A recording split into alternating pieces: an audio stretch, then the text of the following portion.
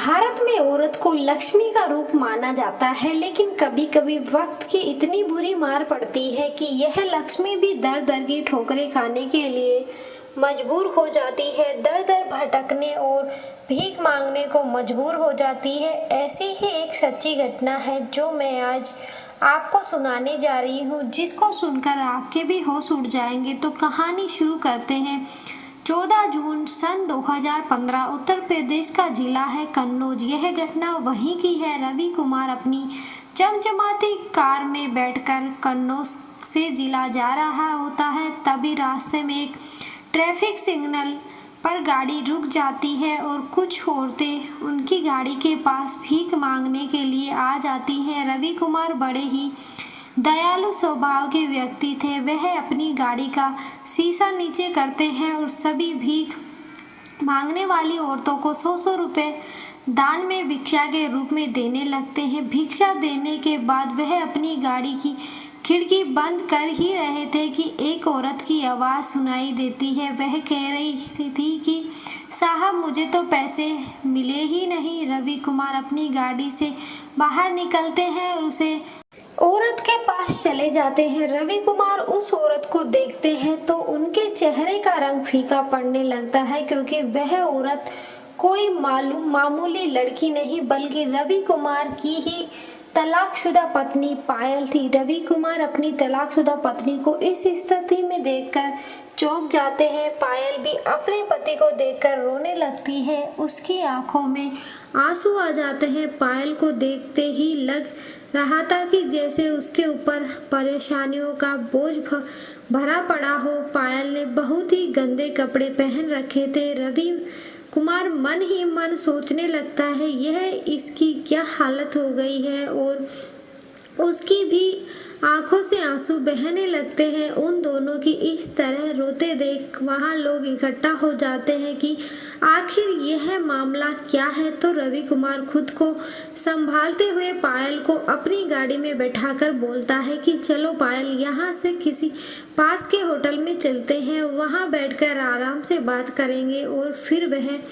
दोनों एक होटल में जाकर बैठ जाते हैं। रवि कुमार पायल के आंसू पहुँचते हुए उससे कहता है कि तुम तो बहुत अच्छी फैमिली से हो, तुम्हारे माँ बाप तो बहुत अमीर लोग हैं, अच्छा खासा बिजनेस है, उनका नाम और रुतबा भी है। तुम्हारी ये हालत आखिर कैसे हो गई? इतनी गरीबी कैसे? और तुम सिग्नल पर भीख क्यों मांग रही हो? जबकि मैंने तो तुम्हें डिवोर्स देने के बाद 50 लाख रुपए भी दिए थे। इतने ज़्यादा पैसों से तुम बड़ी आराम से अपनी पूरी जिंदगी गुजार सकती थी। रवि कुमार पायल से कहता है कि तुम मुझसे अपने मामा मामी मौसा मौसी की बातों में आकर इतनी लड़ाई झगड़ा करती थी, हमेशा मुझे तलाक लेने की बात करती रहती थी, तो मैं तो फिर भी तुम्हें माफ़ कर देता था। तुम्हें कितना समझाया था मैंने कि यह तुम्हारी गलतफहमी है, तुम मुझसे तलाक मत लो, पर तुमने मेरी एक ना सुनी। तुम जिद पर अड़ी रही, नहीं मुझे तो तलाक ही चाहिए तो चाहिए, और आखिरकार तुम तलाक लेकर ही मानी। अब तुमने मुझसे तलाक ले लिया तो यह परेशानियां क्यों आ गई है तुम्हारे साथ, मुझे बताओ पायल, क्या हुआ है? तभी पायल रवि की बातों को टालते हुए बोलती है कि तुम्हारी माँ कैसी है, यानी मेरी सासू माँ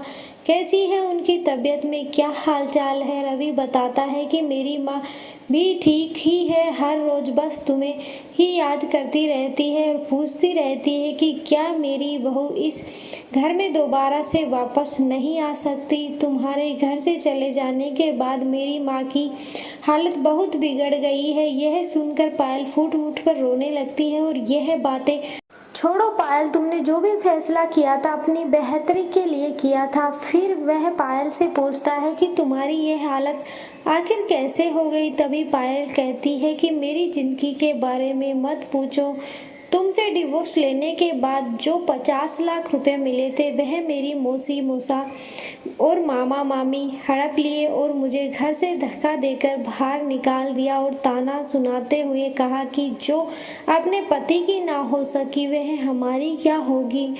उसके बाद मैं यही सड़क किनारे सिग्नल के पास किराए के कमरे में रहती हूँ और भीख मांगकर अपना गुजारा कर रही हूँ और अपनी की गई गलती का पश्चाताप कर रही हूँ। पायल रवि से कहती है कि मैं बहुत परेशान आ चुकी हूँ अपनी इस जिंदगी से, मेरा कोई सहारा नहीं है। फिर वह कर रोने लगती है। रवि पायल को चुप कराते हुए बोलता है कि कोई बात नहीं, जो हो गया सो हो गया। पायल रवि से कहती है कि मुझसे बहुत बड़ी भूल हो गई है, तुम जैसा पति किसी को नहीं मिल सकता। मुझसे बहुत बड़ी गलती हुई, मैंने तुम्हें तलाक दिया। क्या तुम मुझे एक मौका और नहीं दे सकते? मुझे फिर से अपना लो रवि। यह कहते हुए पायल रवि के पैरों में लिपट जाती है। तभी वह पायल को उसके कमरे पर ले जाता है और अपने काम से दिल्ली के लिए निकलने ही वाला था कि पायल कहती है कि अपना ख्याल रखना और कहीं रास्ते में खाना जरूर याद से खा लेना। रवि हाँ में जवाब देता है और फिर अपनी गाड़ी से दिल्ली के लिए सफ़र शुरू कर देता है। वह दूसरे दिन दिल्ली से वापस आता है और सीधा पायल के कमरे पर पहुंचता है। उसको पायल वही कमरे पर ही मिल जाती है। पायल ने आज साफ सुथरे कपड़े पहन रखे थे। वह खूबसूरत तो थी ही। पायल को एक नज़र देखते हुए रवि उससे कहता है कि पायल अब यह बताओ कि तुम मुझसे क्या चाहती हो। रवि गुस्से में बोलता है कि तुमने अपने रिश्तेदारों और परिवारों की बात में आकर मेरी और खुद की ज़िंदगी तो बर्बाद कर ही ली है, अब और क्या चाहती हो मुझसे? पायल रोते हुए कहती है कि तुमसे तलाक होने के बाद मेरे घर वाले मेरी शादी एक अधेड़ व्यक्ति से कराना चाहते थे, एक बूढ़े इंसान से करना चाहते थे। इसके लिए उन्होंने 20 लाख रुपए भी उस व्यक्ति से एडवांस में ले रखे थे, लेकिन मैंने साफ मना कर दिया कि मैं यह शादी नहीं करूंगी। मेरे शादी से इनकार करने पर उन्होंने मुझे घर से धक्के देकर बाहर निकाल दिया। मैंने कई बार तुमसे बात करने की कोशिश भी की थी, पर तुम्हारा कोई कांटेक्ट मेरे पास नहीं था और घर वालों ने मुझे तुमसे मिलने भी नहीं दिया। जब तक मैं तुमसे मिल पाती तब तक बहुत देर हो चुकी थी। तभी रवि की नज़र कमरे की एक दीवार पर पड़ती है जहां रवि और पायल की शादी की एक फ़ोटो लगी हुई थी। रवि पायल से इस तस्वीर के बारे में पूछती है कि यह तस्वीर क्यों लगा रखी है, हमारा तो तलाक हो चुका है ना, अब उसकी क्या ज़रूरत है? पायल अपने आंसू पोंछते हुए कहती है कि मैं रोज़ तुम्हें इस तस्वीर में देखती हूँ, तुम्हारी पूजा करती हूँ। मैंने पहले भी तुम्हें अपना पति ही माना था और आज भी तुम्हें अपना पति ही मानती हूँ। पायल रवि से कहती है कि अगर सुबह का भूला शाम को घर लौट आए तो उसे भूला नहीं कहते। मुझसे बहुत बड़ी गलती हो गई है, तुम जैसा पति तो सिर्फ किस्मत वालों को ही मिलता है। मैंने तुम्हारी कदर नहीं की, मुझे माफ़ कर दो। रवि कुमार पायल की बातों को सुनकर कहता है कि और कुछ देर बाद बोलता है कि यह कपड़े मैं दिल्ली से तुम्हारे लिए लाया हूँ, इन्हें तुम अपने पास रख लो और मुझे जाने दो, मेरी माँ मेरा इंतज़ार कर रही होगी। अब जैसे ही रवि कुमार जाने लगता है पायल उसके पैरों में गिर जाती है, उसे कहने लगती है कि मुझे भी अपने साथ ले चलो, मैं तुम्हारे घर के किसी कोने में पड़ी रहूँगी, मुझसे उफ तक नहीं करूँगी। अगर तुम मुझे यहाँ अकेला छोड़कर चले गए तो मैं अपनी जान दे दूँगी, मैं खुदकुशी कर लूँगी, मैं जी नहीं पाऊँगी, मैं मर जाऊँगी। क्योंकि मेरा राज जब तक रात था मैं ज़िंदगी बिता रही थी, लेकिन अब मैं और बर्दाश्त नहीं कर सकती। रवि अब धीरे धीरे इमोशनल होने लगता है और फिर वह अपने घर फ़ोन करता है और अपनी माँ से बोलता है कि माँ पायल मिल गई है। यह सुनते ही रवि की माँ बहुत ज़्यादा खुश हो जाती है। वह कहती है कि बेटा मेरी बहू को साथ लेकर ही आना। अब वह जब मिल गई है तो कैसे भी करके उसे घर लेकर आ जाना और मैं अपनी बहू से मिलना चाहती हूँ, उसे फिर से अपनाना चाहती हूँ।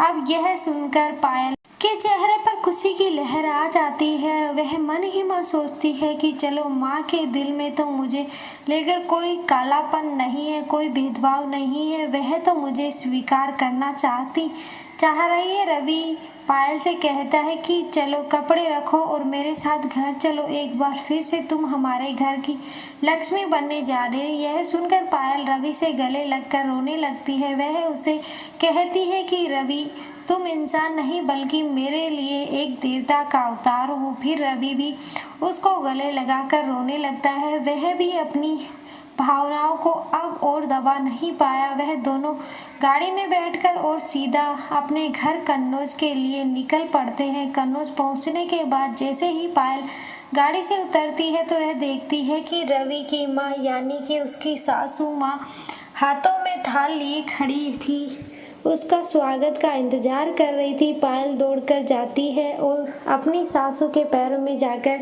लिपट जाती है और कहती है कि माँ, मुझे माफ़ कर दीजिए, आप कभी आप लोगों को छोड़कर नहीं जाऊंगी। यह कहते हुए पायल और उसकी सासू माँ दोनों लिपट कर रोने लगते हैं। माहौल बहुत ही गमगीन हो जाता है और पायल और रवि फिर से अपनी शादीशुदा जिंदगी में वापस से बन जाते हैं और अपनी खुशहाल नई जिंदगी की शुरुआत करते हैं।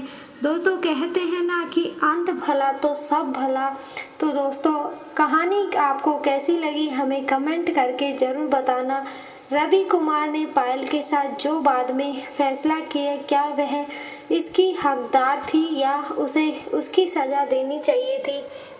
रवि की माँ के बारे में आपका क्या ख्याल है? क्या इस तरह की सासू माँ सभी को मिलनी चाहिए और पायल की क्या गलती थी जो वह इस हाल को पहुँच गई थी? कमेंट करके ज़रूर बताना। और आप किस शहर से हमारी वीडियो को देख रहे हैं, कमेंट अपना नाम लिखकर ज़रूर बताना। अगर आप चैनल पर पहली बार आए हैं तो चैनल को सब्सक्राइब भी कर दें और वीडियो को लाइक भी कर दें।